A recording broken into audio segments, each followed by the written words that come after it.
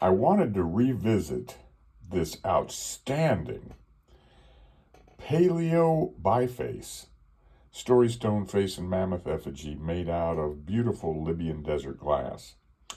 Now, I did a video on this about a year and a half ago, but I wanted to revisit it to demonstrate again how this beautiful effigy was made, because this is going to tie into another video that I'll be doing subsequent to this one, which will be showing you a number of beautiful Moldavite Paleo story stone face and mammoth effigies that are all beautifully carved and ground all the way around the perimeters in the same fashion that this beautiful biface is fashioned.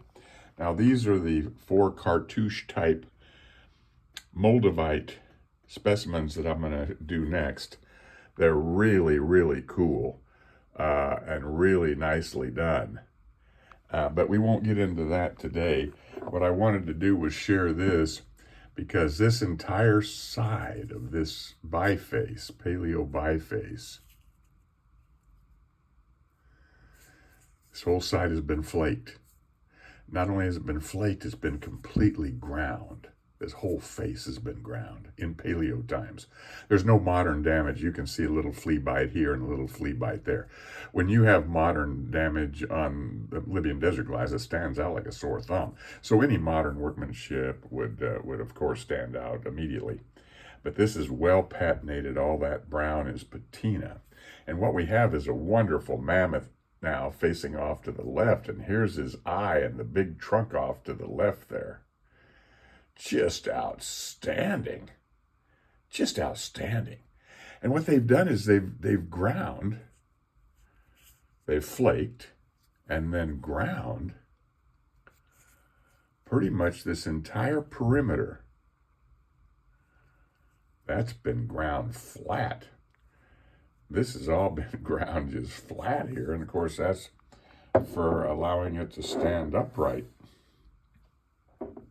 Made to stand upright. But that's all been ground. Look at that, all the way around to form the profiles that they wanted to image for the mammoths and the faces. Here's another great mammoth image now with the eye of the mammoth and the trunk over here facing off to the right. Excellent, excellent mammoth right there. And then we turn it this way and we have another great mammoth there facing off to the left. And this whole side, as you can see, has been flaked. You can even see some striations that in this area here, which was a bit protected, you see a few of the striations from the hair of the mammoth that they etched into the stone still remains. So this is heavily patinated, windblown, and this whole side has been flaked and ground. So this whole side has been ground as well. This entire artifact's been flaked and ground. And it's a Paleo Biface story stone effigy made out of beautiful Libyan desert glass. We have a face here with an eye, a nose, and a mouth looking off up to the right now. With this, the eye, nose, and mouth. That's the young face.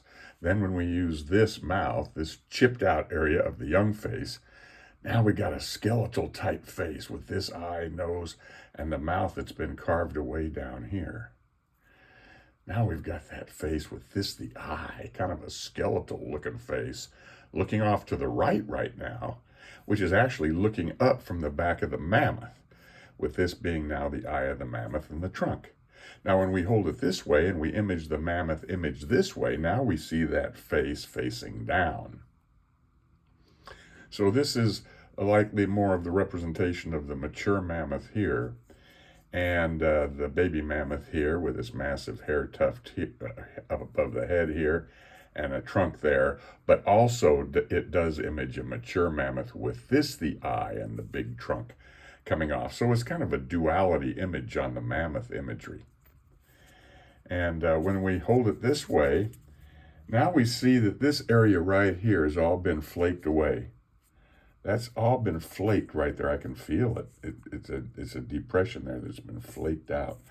That's the eye of the two faces now.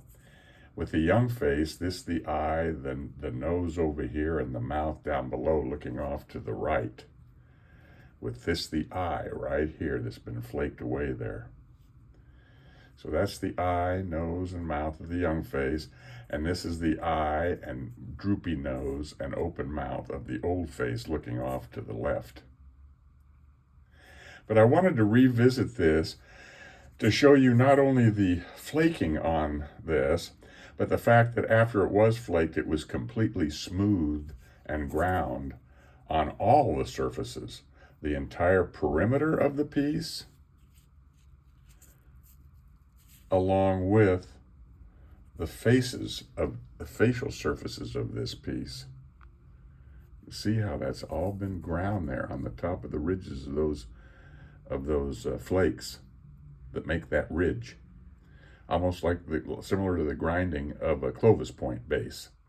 And we're going to see that in the Moldavite cartouches, Paleo Story Stone Face and Mammoth Effigies that I will produce a video of next. But this was an important piece to revisit to just show you the flaking and especially grinding techniques employed in making this outstanding mammoth and face effigy. Of course, we know it's paleo because these were only made during the Paleolithic period, over 12,000 years ago when the mammoth roamed the world. Libyan Desert Glass, Paleo Biface, Story Stone, Face, and Mammoth Effigy.